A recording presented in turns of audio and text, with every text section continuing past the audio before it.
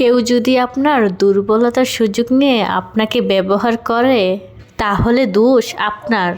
কারণ প্রথমত আপনি তাকে বিশ্বাস করেছেন, আর দ্বিতীয়ত আপনার দুর্বলতা আপনি তার কাছে প্রকাশ করেছেন। তাই যত কষ্টেই থাকেন না কেন, কারোর কাছে নিজের দুর্বলতা প্রকাশ করতে নেই। যখন আপনি আপনার দুর্বলতা কারোর কাছে প্রকাশ করবেন, তখন আপনি একটা জিনিস লক্ষ্য করলে দেখতে পারবেন যে আপনার পায়ের যোগ্যও না, সে আপনার মাথার উপর উঠে নাচবে। শুনতে খারাপ লাগলেও এটাই হলো বাস্তব। কারণ আমরা বাঙালি ভাই অন্যের মাথায় কাঁঠাল ভেঙে খেতে বেশি পছন্দ করি। আসসালামু আলাইকুম আমার প্রিয় ভাই বোনেরা, আপনারা সবাই কেমন আছেন? আশা করি অনেক অনেক ভালো আছেন। আপনাদের দোয়া ও ভালোবাসা আলহামদুলিল্লাহ আমি অনেক ভালো আছি। আজকের ভিডিওটা শুরু করলাম সকাল থেকে। আজকের সকালে যা যা নাস্তা বানিয়েছি তা দিয়ে আজকের ভিডিওটা শুরু করলাম। আজকে সকালে নাস্তার জন্য বানিয়েছিলাম ডিম পরোটা। ডিম পরোটাই আবার রোলের মতো করে বানিয়ে নিয়েছি। বাহিরে নির্বাচনের প্রচারণা চলছে, ভয়েস দিতে অনেক বেশি কষ্ট হচ্ছে, কারণ বয়সে অনেক বেশি নয়েজ শোনা যাচ্ছে। যাই হোক, এই তো আমার নাস্তা রেডি। আজকের সকালের নাস্তা এই ছিল ডিম পরোটা আর সাথে ছিল চা। এই দিয়ে আজকে সকালে নাস্তা করে ফেললাম।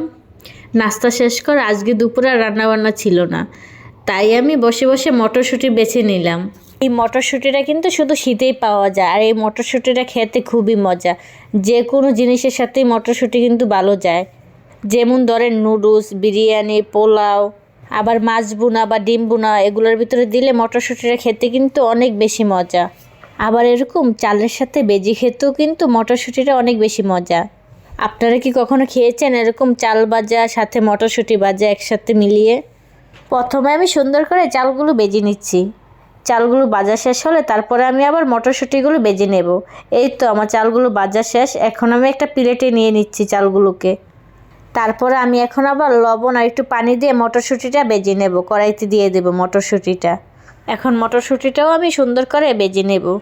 আপনারা কে কে চাল আর মটরশুঁটি এরকম একসাথে বেজে খেয়েছেন কমেন্ট করে আমাকে জানাবেন। আমি তো এই খাবারটা এই শীতের ভিতরে প্রায় সময় খাই বেজে। আমার কাছে কিন্তু অনেক বেশি ভালো লাগে, তাই মাঝে মধ্যে আমি বেজে খাই। আবার বক্সের ভিতরেও কিন্তু বেজে রেখে দেওয়া যায়, তাহলে 2-3 দিন খাওয়া যায়। আমার এই তো ভাজা শেষ। এখন আমি দুইটা একসাথে মিলিয়ে নিচ্ছি। আমার মিলিয়ে নেওয়া হয়ে গেছে। এখন আমরা মা মেয়ে সন্ধ্যার সময় বসে বসে খাবো। সন্ধ্যার সময় যখন সময় কাটে না, তখন এরকম ভাজা পোড়া থাকলে কিন্তু খেতে খেতে সময়টা ভালোই কেটে যায়। আমার তো সন্ধ্যার সময় এরকম ভাজা পোড়া হলে বেশ ভালো লাগে, যেমন মুড়ি মাখা, পেয়ারা মাখা, আবার ডালের বড়া, এগুলো কিন্তু সন্ধ্যার সময় খেতে বেশ ভালো লাগে। চাল ভাজি খেয়ে আবার আমি এখন একটা পেয়ারা কেটে নিলাম। পেয়ারাটা খেতে অনেক বেশি মিষ্টি ছিল। যাই হোক, আমার ভিডিওটা শেষ পর্যায়ে চলে আসলো। এখন আমি আপনাদের কাছ থেকে বিদায় নিয়ে নেব। আল্লাহ হাফেজ, আসসালামু আলাইকুম।